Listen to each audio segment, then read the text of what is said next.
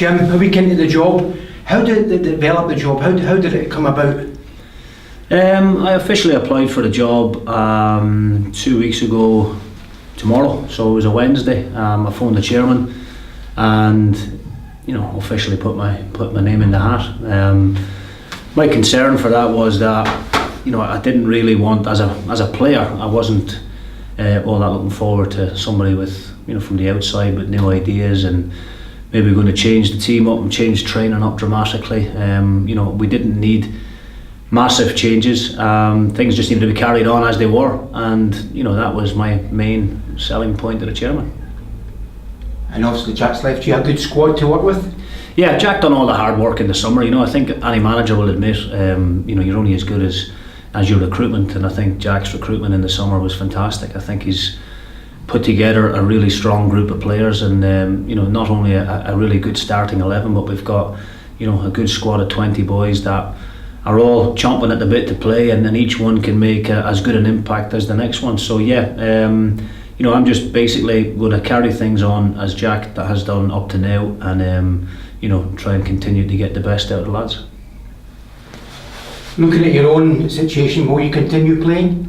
Yeah. Obviously played Saturday up at Brechin. It's a difficult decision because obviously with me playing, and I need to upset one of the boys, and that's a difficult conversation. But I spoke to the lads that I did leave out on Saturday, and I must admit they were very professional about it, although they were disappointed. And I know that feeling only too well myself, because I've had those kind of disappointments and those conversations with previous managers, and it's never nice not to be in the starting 11 because you work really hard during the week to make sure that you're available for selection. So but thankfully it paid off. We won the game, and those kind of decisions will only be justified if we win the game. Looking at previous managers here, Paul Hartley, Jack Ross and Barry Smith, they've all went on to full-time football.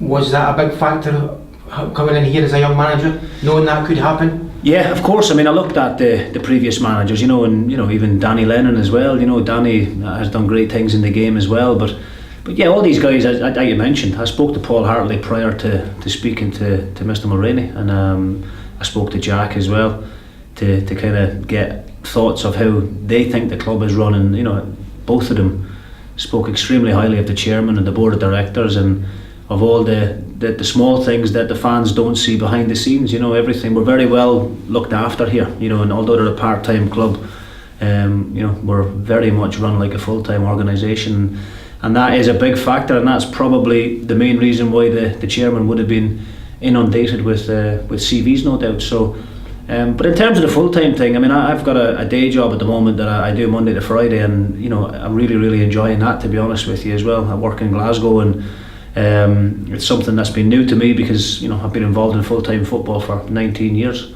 So I'm quite enjoying the part-time thing where I can incorporate a day job, and if I can stay at Alloa and have success at Alloa for the next 3 or 4 years, then I'll be delighted with that. How big was your backroom staff keeping them here?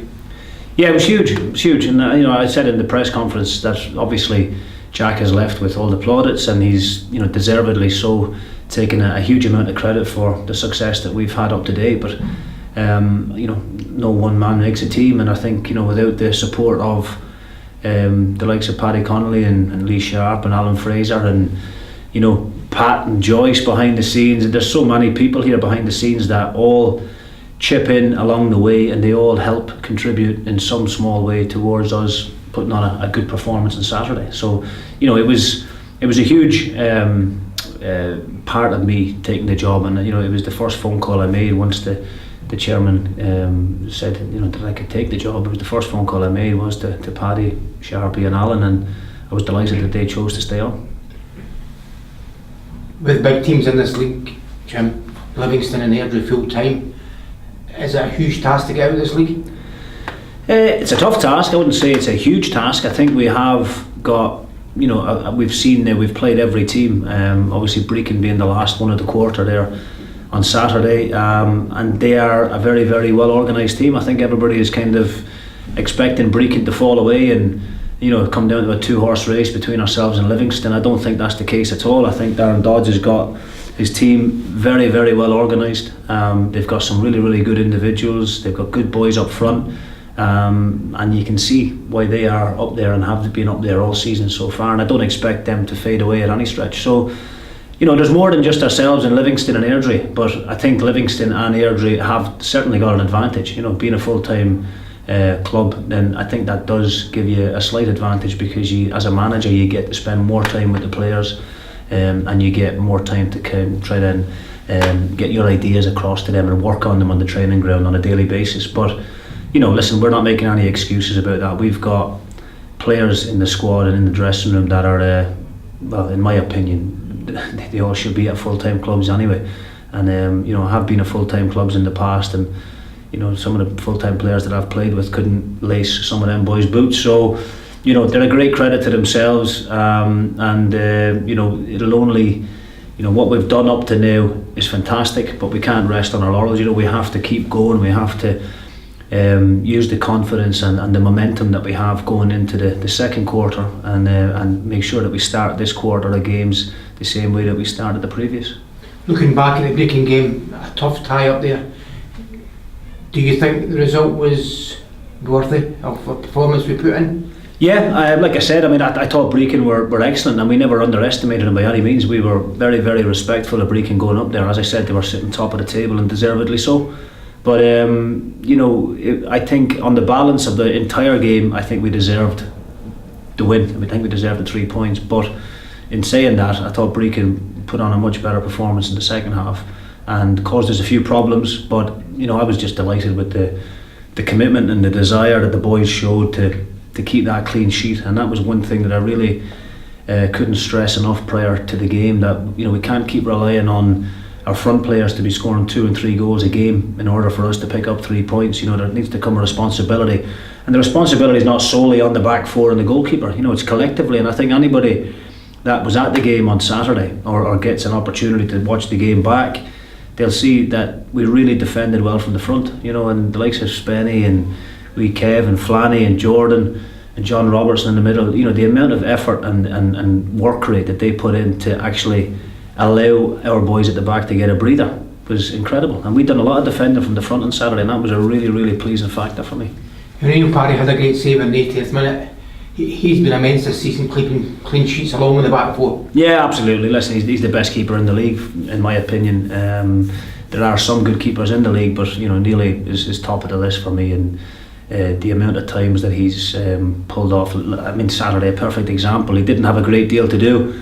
But as a goalkeeper, your concentration levels need to be sky high all the time. You can't be getting in a relaxed frame of mind, because there will come a time where you're needed and you're called into action, and Neil showed that on Saturday. Made a world class save at the end, and I think it's one of those saves that if it's one of the big boys in the Prem, then they're showing it over and over and over on Sky Sports News. But he's a great lad, he really is. He's a great character in the dressing room. He's a lovely big fella, and he deserves all the credit he gets. He really does. Looking forward to this week, to the Livingston game, another big game away from home. They played us here 4 or 5 weeks ago. They won 3-1. Was it a fine margin game again, that game?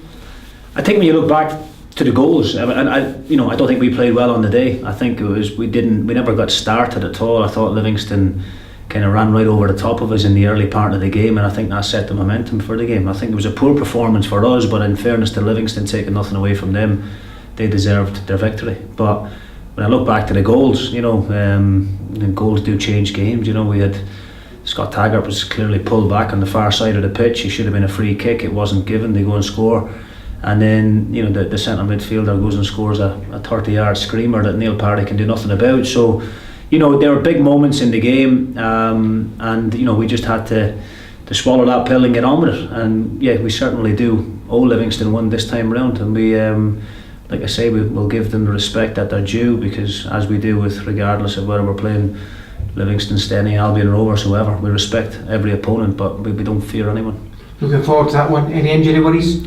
No injury concerns, thank God. No, everybody's reported fit tonight to training. And Stevie Hetherington is a long-term injury at the moment, and we're all wishing Stevie well and hoping that he'll recover soon, because he is a valuable member of the squad too. But touch wood, on the whole, we're fully fit.